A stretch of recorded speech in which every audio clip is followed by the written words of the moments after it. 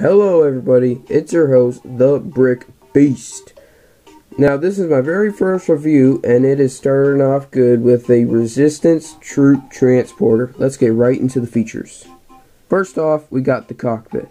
Now around here, you'll see this gray disc. Now if we turn that, watch the cockpit, turn that, and it actually brings the cockpit up a little bit so it's easier to grab. Now zoom out here. Now if you take that off, or not take it off, but pull it forward, you'll see that it's actually a pretty decent cockpit. There's lots of detail. There's that sticker control panel there. And then there's the control panel off to the side. Got some better lighting down there. There we go. And actually the figure sits right down in there. He doesn't have to lean back like with other ships. Let's close that back up. Let's move on to the next part. Now this is the main transporter section, I guess, because this is where the troopers stay. First off, there's this hatch at the front. If you open that up, you might recognize this view from the movie because Princess Leia walks out of there. This is The Force Awakens, of course.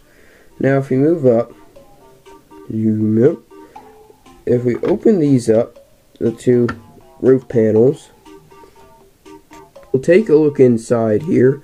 If we zoom in, you can see there we go. Two seats there, and there's one of the control panels in front of the seat. The other one's on the other side, but it's shadowed. So I guess those are supposed to be like communication panels, I guess. And off to the side there, we just have another seat, and same on the other side. There's also a grill piece up there in the top. I'll close it up here, and I'll show you the rest of the details. There we go, close that hatch. Now, you can see there's one large sticker in the front for most of the detail, but there's also these grills, and you can see the one flick fire missile there. Or not flick fire, spring loaded. Why am I saying flick fire? That's like, that should be an illegal word. Over here is just more tiling for more detail, and then there's these three red stripes. On to the last main section is this. I guess this is a artillery and weapons pod, I guess. First off, there's these two black antenna they use here. Just regular Lego antenna. I guess those are homing antenna. And then off to the main cannon, I guess. Then over here, this tan cylinder, I think that might be like a Seeking missile barrel, because Seeking missiles don't need that much of a long barrel to guide them, because they're Seeking. Now over here we can see more greebling off to the side with more grills, and actually there's a grill over there on the side of the bunker section, I guess. Now here we have two of the car fender and hood pieces. Hold on, let it focus there. Anyways, and there's one at the bottom as well. Then up at the top there's the two proton torpedoes, and they're clipped in with sand green clips, and there's also a stabilizer there.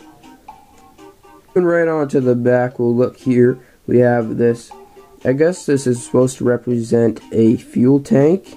It's got two stickers on it. I don't think it would be really a fuel tank. Kind of looks like it though, because why would you put a fuel tank at the back of a ship? Because that's really where you're going to get blasts from. And then off to each side of that, we have these two detailed kind of thin parts on each side. Those kind of move a little bit. Then here are the engines on, this is kind of on the cockpit section of the ship. On the back of that is the 5 engines, and the one, this one over here kind of separated from the other 4. I actually put that orange stud there myself. It doesn't actually have anything when you first get it. You can see here it's kind of got some simulated protection on here, I guess, just to protect the engines, and it's kind of separated from the ship itself. And on the other end of the ship is the other 5 engines here. You can see they're just the same thing from the other end. And here's actually where the spring-loaded shooter, you trigger it by. Just a tiniest bit of it sticks out. There's actually supposed to be a red brick there with the Technic holes, but I changed it to gray because the red didn't look that good. So I'll fire this off. You probably heard it there. You get it. Spring-loaded shooters, very, very aggressive. Got it from a top view here. So there you go. It's got an odd shape to it. Not very aerodynamic. Well, we already know that most Star Wars ships aren't that aerodynamic, except for starfighters. So the minifigs. Trap. That's right. This set comes with a brand new Admiral Ackbar. In case you didn't know, his first name is Gil. So Admiral Gil Ackbar, as I like to call him. Here he is with his brand new torso. Grab him here. Brand new torso for the Force Awakens version of him. He's actually got a lot more head, I guess, birthmarks there on the top of him. And his eyes aren't as googly as the older version of him were.